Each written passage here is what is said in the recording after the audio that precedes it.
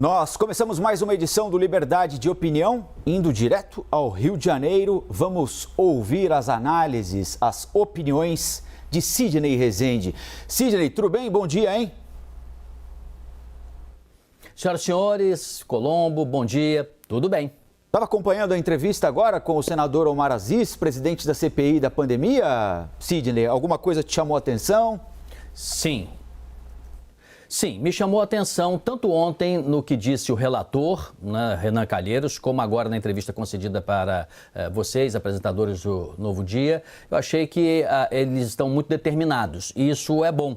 Eu tenho a impressão que se ele seguir o conselho que ele deu ao ministro Paulo Guedes, que é falar menos, né, e agir mais, vai ser bom, inclusive, para a própria CPI. Então, quanto menos explicações precisar dar sobre detalhes e mais ações dentro da CPI, e que ela seja política, porque ela é, mas que ela seja também técnica, que ela seja isenta, ela seja equilibrada, ela ouça as pessoas que se tem que ouvir e tome as medidas que se tem que tomar, ela poderá ser muito importante para o país. Caso contrário, nós poderemos cair num cadafalso aí complicado. Mas achei ele bem determinado e, em linhas gerais, me pareceu bem equilibrado, viu? Acho que o senador Omar Aziz, nessa entrevista aí, ratificou um espírito como presidente da CPI que, se ele mantiver, vai ser bom para o país, vai ser bom para o Brasil, porque tem que estancar esse ritmo de mortes que nós temos que enfrentar o problema sem invencionices, sem ilusões, sem negacionismos, e sim com ações objetivas, práticas e imediatas.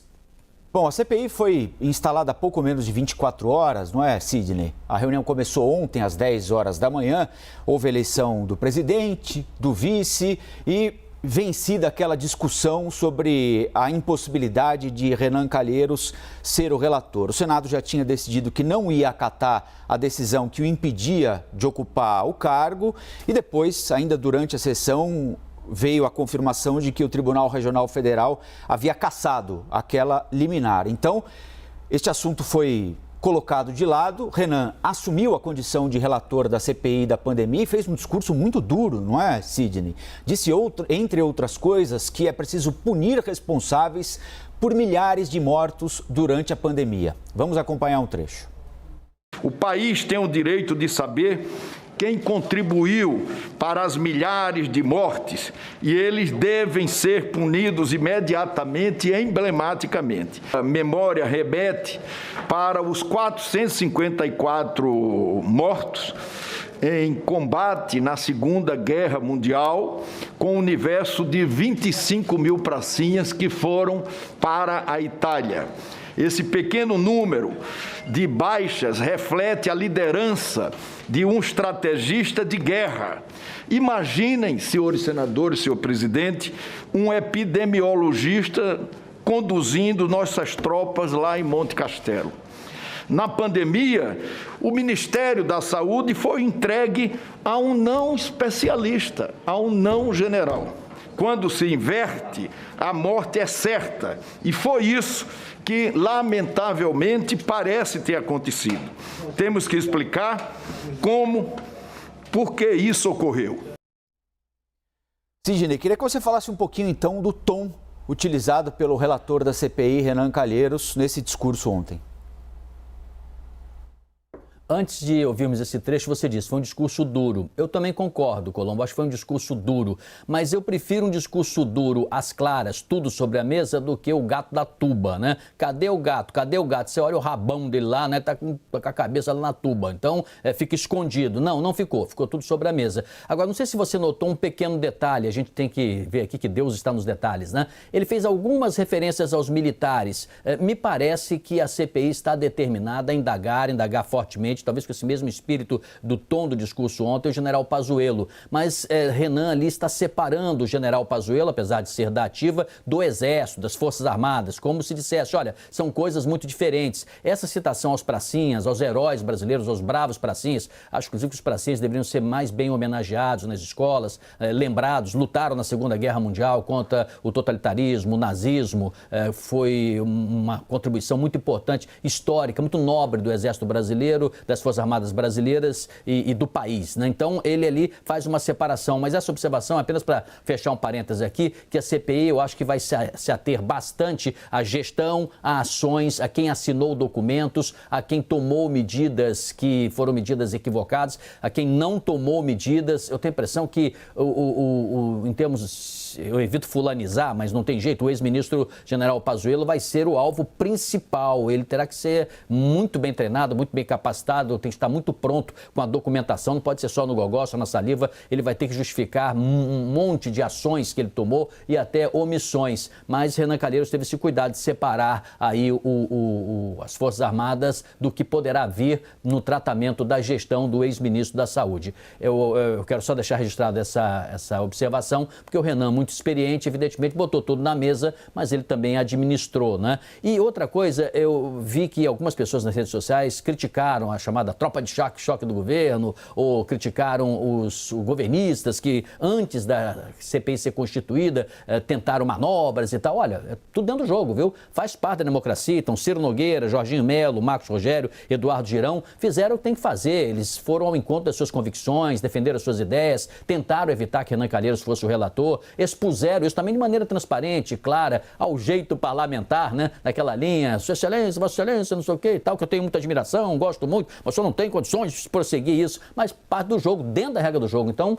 não vi nenhum problema. Achei que foi até bom termos passado a manhã inteira discutindo isso. O Congresso é para isso, tá, gente? É para tratar diferenças, arestas e tudo de uma maneira democrática e aberta. Então, eu achei que todo mundo ali jogou dentro da regra do jogo. Agora, definiu presidente, vice-presidente e CPI, acabou. Agora é aos trabalhos. Agora, é uma CPI diferente, não é, Sidney? Como destacaram ontem presidente, vice, relator e agora há pouquinho na entrevista que nos deu o senador Omar Aziz, presidente da CPI, eles estão chamando de CPI das CPIs. Primeiro, porque trata da vida de milhares de brasileiros, não é? Da manutenção dela ou de entender as razões da perda da vida de pelo menos 400 mil. Né? O número deve aumentar, infelizmente, ao longo do trabalho da CPI.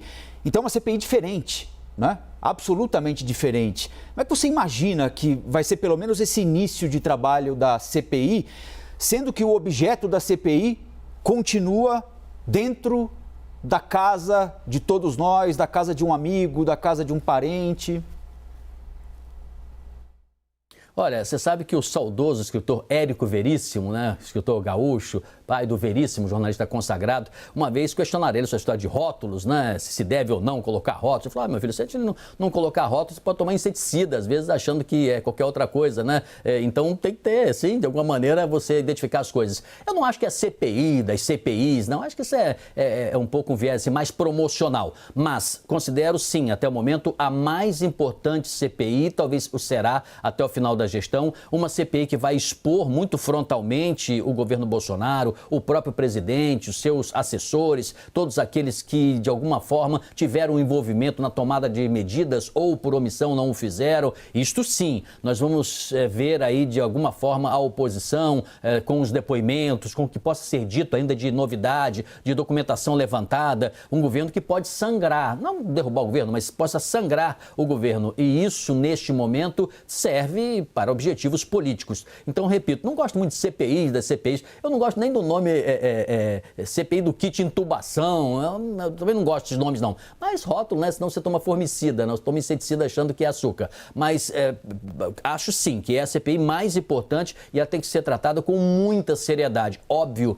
pelo número de brasileiros que morreram, mas também devemos ter em foco para os brasileiros que não podem morrer, né, e para isso é preciso que tomemos medidas sérias, decentes, não medidas que às vezes você acredita, né, por ser uma autoridade que está falando de alguma coisa que vai ser feita, uma medida tomada daqui uma semana, 15 dias, quando a própria autoridade sabe que ela só vai ser alcançada daqui a 6 meses. Essa empulhação, a CPI pode impedir que aconteça. Gente, vamos cair na real, vamos tratar do que temos que fazer hoje. Se não temos vacina para todo mundo, máscara, álcool em gel, evitar aglomerações, é o que temos que fazer hoje. Você tomou a segunda dose, vamos pressionar as autoridades para que se possa tomar a segunda dose. Se as vacinas não chegaram, que o governo brasileiro, a diplomacia, todos os seus estamentos, todas as suas autoridades pressionem aqueles contratados, né, para fazer essa entrega que não o fizeram, que a gente usa a diplomacia muito fortemente junto à Índia, junto à China. Está difícil para todo mundo, mas se a gente ficar de braços cruzados esperando que alguma coisa vai acontecer, não dá. Aquela ideia antiga, né, que se diz, olha,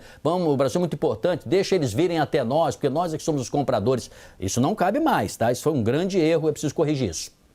Bom, o senador Flávio Bolsonaro também fez declarações firmes. Ele foi ao ambiente onde estava sendo instalada a CPI. Ele não é um integrante da CPI, filho do presidente Jair Bolsonaro, mas fez declarações duras se referindo ao relator Renan Calheiros e retomou aquela suspeição e pediu impedimento do senador na condição de relator por ser pai de um governador de estado, o governador de Alagoas, Renan Filho, que pode vir a ser objeto da CPI, consequentemente do relatório que o senador Renan Calheiros vai produzir.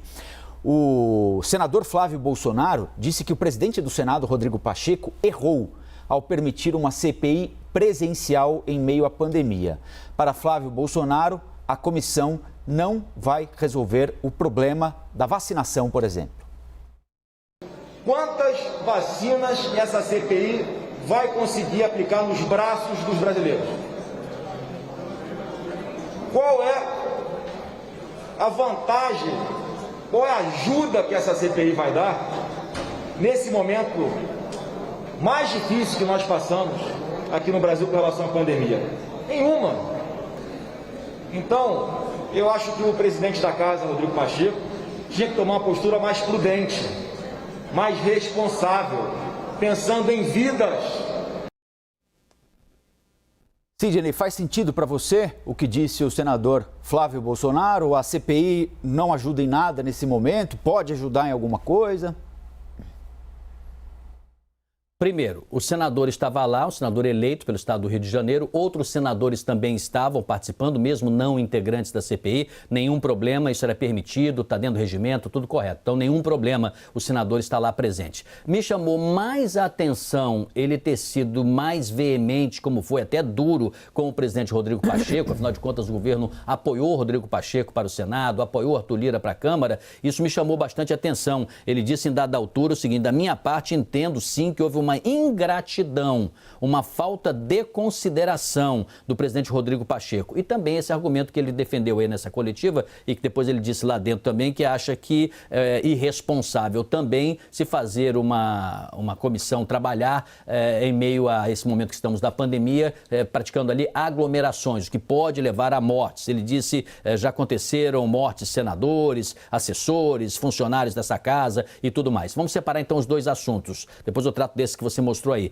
O primeiro, em relação ao Rodrigo Pacheco, precisa entender o seguinte, o senador Rodrigo Pacheco é muito equilibrado, muito tranquilo e tem se demonstrado bem operoso desde que assumiu. Mas ele é presidente da casa, ele não pode também, às vezes, ele pessoalmente pode pensar alguma coisa, mas não é o foro íntimo dele que prevalece, prevalece a representação dele. Ele tem que tomar atitudes e medidas em média e em linha com o que pensam os seus senadores, seus colegas senadores também. Então, ele simplesmente está cumprindo uma determinação do Supremo Tribunal Federal, está dando a liberdade e deu para que se constituísse a CPI, que o presidente, vice-presidente escolhesse então um relator e a sua composição, que os senadores se entendessem entre si. Não vejo nenhuma irregularidade. Acho que está sendo bastante duro, porque o governo, o Palácio do Planalto, esperava que Rodrigo Pacheco fosse fazer de alguma maneira uma tomada de medida mais ao sabor, mais em linha com o Planalto, mesmo que isso viesse a atropelar o regimento do Senado. Então, há uma certa injustiça aí com o senador Rodrigo Pacheco, repito,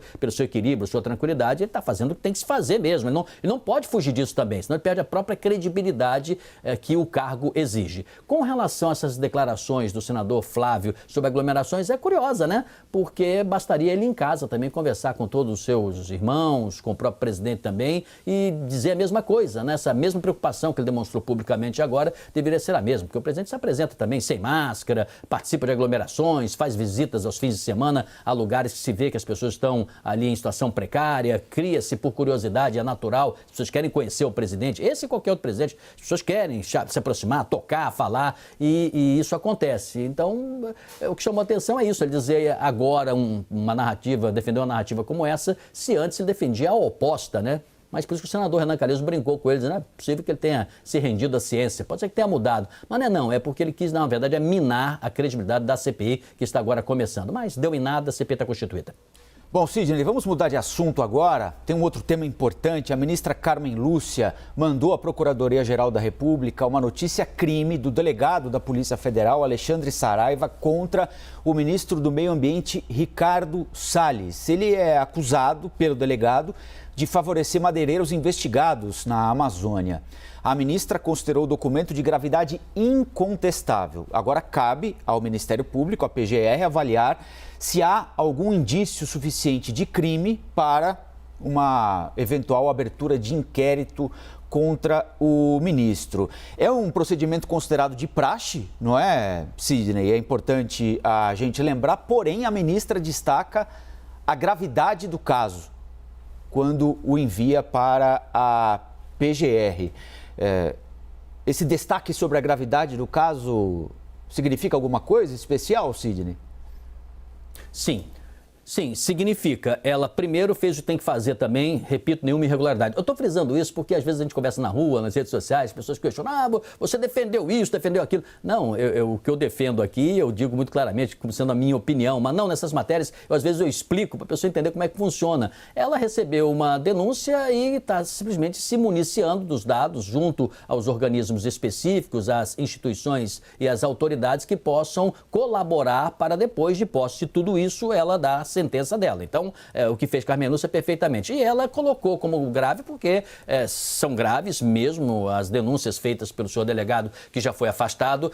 O delegado fala demais também, daquelas pessoas que às vezes não para no limite, né? A justiça se incomoda um pouco com isso, né? É comum um juiz fazer uma pergunta, Colombo, para você. Colombo, quanto tempo você está na CNN? Bastaria você dizer, sei lá, 8 meses, 10 meses, né? Aí você fala, olha, desde que eu entrei, fui chamado aqui, eu estou esse período, mas eu vou ficar mais tempo. Ele disse, não foi isso que nós perguntamos, né? Só perguntei quanto tempo. Basta você dizer 10 meses. Acabou. Para a justiça isso resolve. Mas a gente fica dando explicação. Fala demais, delegado. Agora, se ele provar tudo que está dizendo, realmente é nitroglicerina novamente aí na veia, meu amigo. Porque é gravíssima a denúncia central que ele fez de que o senhor ministro, de certa maneira, deixou os criminosos livres e não tomou as medidas que deveria tomar. Em síntese geral é isso. Agora, a PGR está num ritmo diferente do Supremo Tribunal. Quando o Supremo Tribunal está fazendo as coisas andarem, ainda que você possa contestar, criticar a tomada de decisão, a PGR fica puxando o freio, né? Ela não parece muito interessada em investigar a fundo. É uma pena, porque o Ministério Público tem esse papel, essa tarefa. Vamos aguardar o que a PGR vai responder. Agora, é ruim para o ministro Salles, de alguma maneira? A gente sempre acha que o ambiente para ele vai ficar um pouco mais árido, digamos assim, a partir de um ou outro evento, e ele até agora, olimpicamente, se livrou de qualquer aperto que a gente possa imaginar ele tenha passado, hein, Sidney? Pelo menos no que diz respeito à permanência dele no cargo, por exemplo. Bom, no que concerne a isso, o presidente da República não tem o costume, não é estilo dele, de demitir. O presidente não é aquele presidente que de repente está em casa assistindo TV, assistindo a CNN, né, e de repente vê um absurdo dito por um subordinado seu e ele vai e demite o subordinado. Ele não é esse estilo, ele não adverte diretamente, ele não chama, ele não age, ele usa e se utiliza de outro estilo, de outro método. É o jeito dele de fazer a gestão, né? Então o ministro já teve o presidente já teve uma série de exemplos de ultrapassagens de sinal por parte do ministro Salles e o presidente não o afastou, como o presidente não o fez com Paulo Guedes em muitos momentos. Esse agora da China mesmo é um desses exemplos, dizer que o vírus veio da China e tal, e fica por isso mesmo. Ele até, de certa forma, se incomoda quando a imprensa pressiona ou algum grupo pressiona. Ele não gosta de tomar decisão pressionado, gosta de tomar decisão no tempo dele. Agora, por que é ruim para o país ter um ministro do meio ambiente, no momento que nós estamos antecedendo há meses do que vai acontecer acontecer em Glasgow, né? Um encontro mundial novamente. E a gente continuar tendo problemas desta ordem, e se o delegado conseguir provar que, de fato, o ministro Salles não cumpriu o seu dever na Amazônia, permitindo que madeireiros, grileiros e tudo mais fizessem uma série de práticas criminosas, há de se convir que isso é péssimo para o país. Ele permanecendo ministro ou ele deixando de sê-lo. Ele vai responder pelo que ele fez, mas o que ele fez tem consequências no país que nós vivemos. Sidney Rezende, bom ouvi-lo mais uma vez, hein? Bom programa na rádio daqui a pouquinho, a partir das 10 da manhã com a Thaís Herédia, e aqui no Liberdade, amanhã, 9 horas. Pode ser? Pode ser não, a sua convocação é uma ordem para mim. Estarei. Um abraço, gente, até mais tarde. Eu só convido, eu não convoco. Convocação só na CPI lá. Valeu, Sidney. Não, então eu prefiro...